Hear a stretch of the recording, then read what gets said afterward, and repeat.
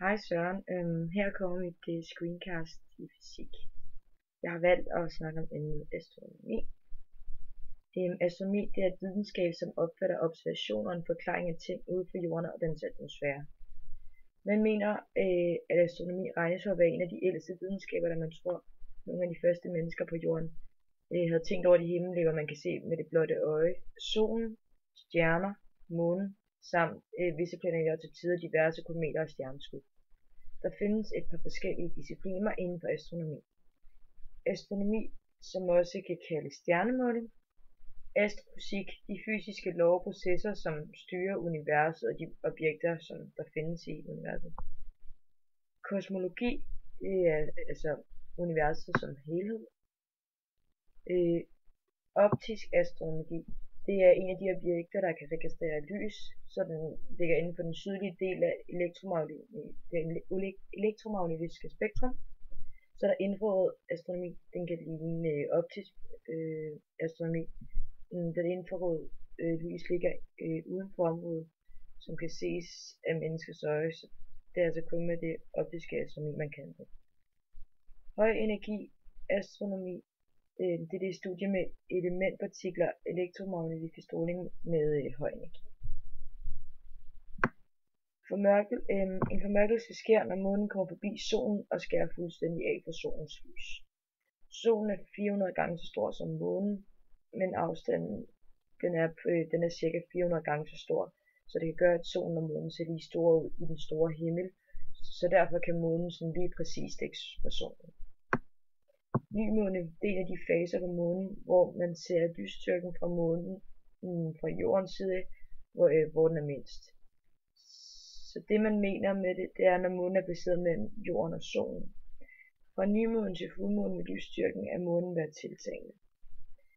Fuldmånen er den månefase, som kommer, når månen er på den anden side af jorden i forhold til solen, eller når de er 180 grader fra hinanden.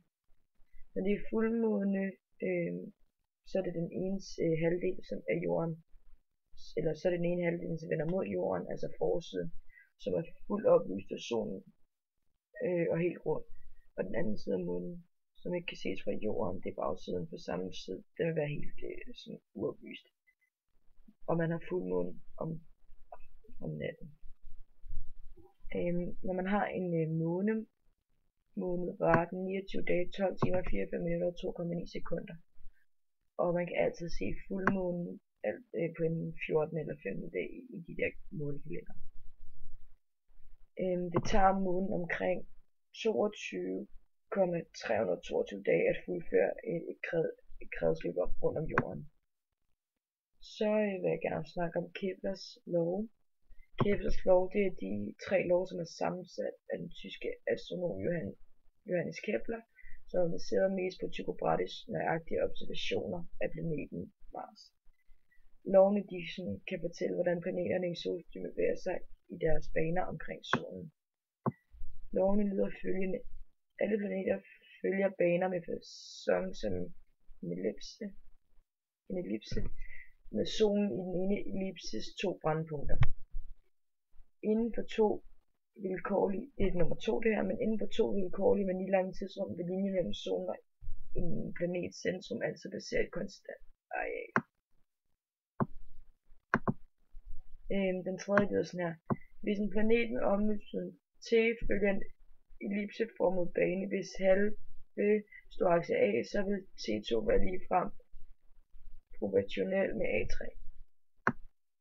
I solsystemet der har vi 8 planeter, og jeg vil gerne bare lige fortælle om 4 af dem.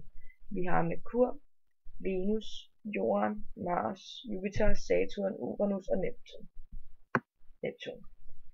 De 4 inderste planeter, det er dem, der er tættest på solen, det er små stenplaneter, men de har alle sammen en fast overflade. 3 af dem, det er Jorden, Mars og Venus.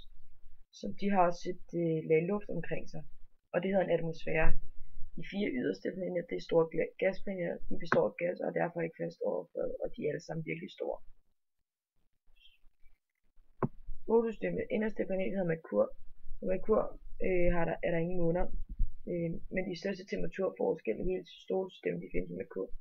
På Merkur findes der næsten ingen atmosfære. Venus er næsten på størrelse med Jorden, men forholdene på Venus det er ikke de samme som Jorden.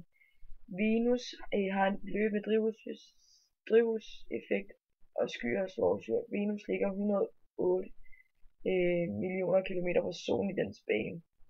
Der er 243 døgn på Venus, og planen er kun en omdrejning om det. Det tager 215 døgn for Venus at gennemføre et omløb om solen.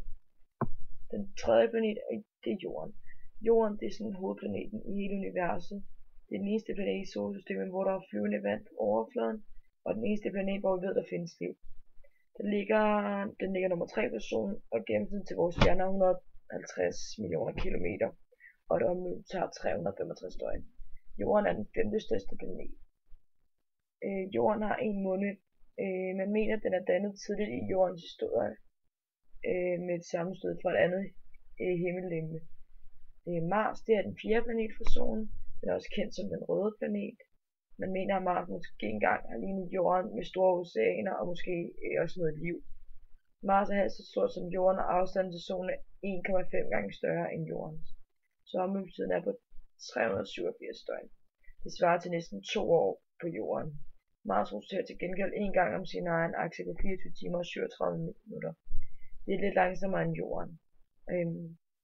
Mars de har 2 måneder, som på dansk bliver kaldt skræk og rædsel. Det var lige det, jeg havde, Søren.